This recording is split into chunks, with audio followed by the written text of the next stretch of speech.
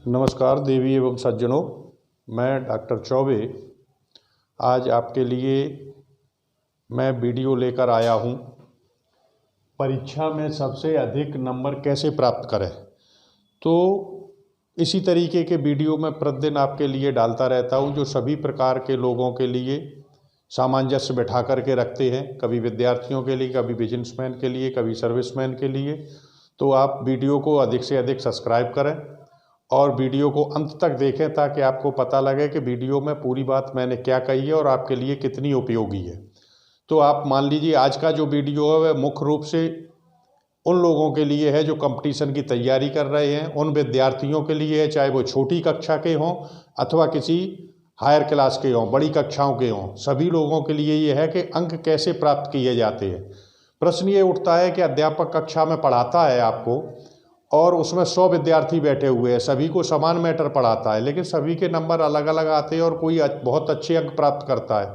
तो उसका कारण क्या होता है? सभी को जब एक सा मैटर लिखाया गया है तो नंबरों में अंतर आखिर क्यों आता है? नंबरों में अंतर आता है, style of writing has an important part to get high marks in the examination. सिर्फ आपके लिखने की कला कि किस तरीके से पेपर में लिखा जाता है, वहाँ पे अंतर पड़ जाता है। तो मैं आज आपको सिखाऊंगा कि किस तरीके से आप वही मैटर, सेम किताब पढ़ रहे हैं, आप सेम नोट्स पढ़ रहे हैं, लेकिन आप अपनी कक्षा में सबसे अधिक अंक प्राप्त कर सकते हैं। और वीडियो को लास्ट तक सुनते सुनते आपकी समझ में आ जाएगा कि हाँ, आप सबसे अधिक नंबर जो है प्राप्त कर सकते हैं। तो सबसे पहली चीज़ हमने आपको बताई कि स्टाइल ऑफ राइटिंग, लिखने की जो कला होती है वो आपको सबसे अधिक नंबर दिलवाने में सक्षम होती है।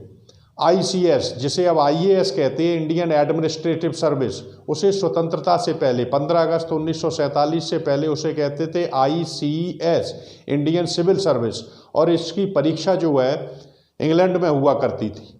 तो हमारे नेताजी सुभाष चंद्र बोस ICS की परीक्षा देने के लिए इंग्लैंड गए। ध्यान से सुनना ये मैं कहानी, और ये कहानी आप में इतना बड़ा परिवर्तन ला देगी कि आपकी समझ में आ जाएगा कि अंक कैसे प्राप्त किए जाते हैं।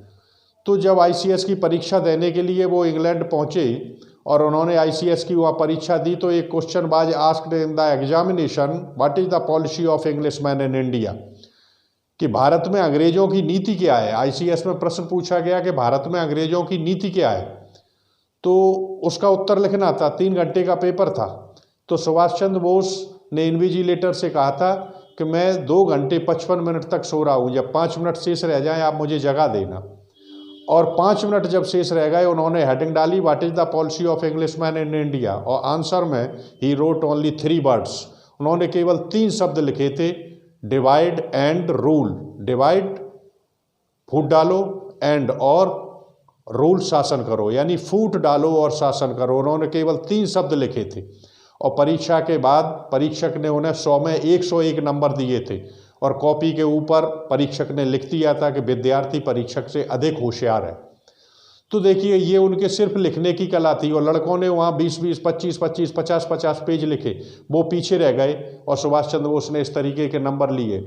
तो एक सटीक मैटर आपको पहले तो लिखना होता है, और आपके अपने दिमाग में क्या है, गाइडों की जो भाषा आप लिखेंगे परीक्षा में कभी नंबर नहीं मिलेंगे। आपके पास 20 आ जाती हैं, या परीक्षा बोध आ जाती है, या अन्य किताबों में जो विचार व्यक्त किए गए हैं उनसे नहीं। आपके पास अपना क्या है। जब भी आप IAS, IPS, MP, PSC, UP, PCS, RAS जो भी पेपर आप देते हैं कंपटीशन का भी, या कक्षा 10, 12, ग्रेजुएशन, पोस्ट ग्रेजुएशन, यहाँ पर आप लिखते हैं, तो टीचर ये जानना चाहता है कि आपके पास क्या है। तो मैंने ये उदाहरण आपको सुभाष चंद्र बोस का दिया। अब जैसे मान लीजिए आप सोशलॉजी का पेपर दे रहे हैं, तो उसमें लिखा जाता है कि सोशलॉजी क्या है, इसके क्षेत्र क्या है, उसे बताइए। तो सोशलॉजी क्या है ये परिभाषा आप लिखिए। तो कम से कम जब आप कोई प्रश्न प्रारंभ कर रहे हैं तो प्रश्न नंबर डालिए, और प्रश्न नंबर डालने के बाद हाशिया छोड़ते हुए उसमें कम से कम 2 राइटरों की परिभाषा आप लिखें। 2 राइटरों की परिभाषा आप लिखेंगे कि मैकाइवर ने ये कहा है, प्रोफेसर पूर्णतांबेकर ने ये कहा है समाजशास्त्र के बारे में। उसके बाद प्रश्न का उत्तर लिखें, और प्रश्न के लास्ट में जाकर के 2 राइटरों के नाम पुनः फिर लिखें कि डॉक्टर ताराचंद ने इसके बारे में ये कहा है, प्रोफेसर लास्की ने ये कहा है। उसके बाद आप एक हेडिंग डालेंगे, उसमें आप डालेंगे स्वकथनानुसार या सेल्फ डेफिनेशन करके, और पूरे प्रश्न का जो है सार क्या निकलता है आप अपने शब्दों में लिखेंगे।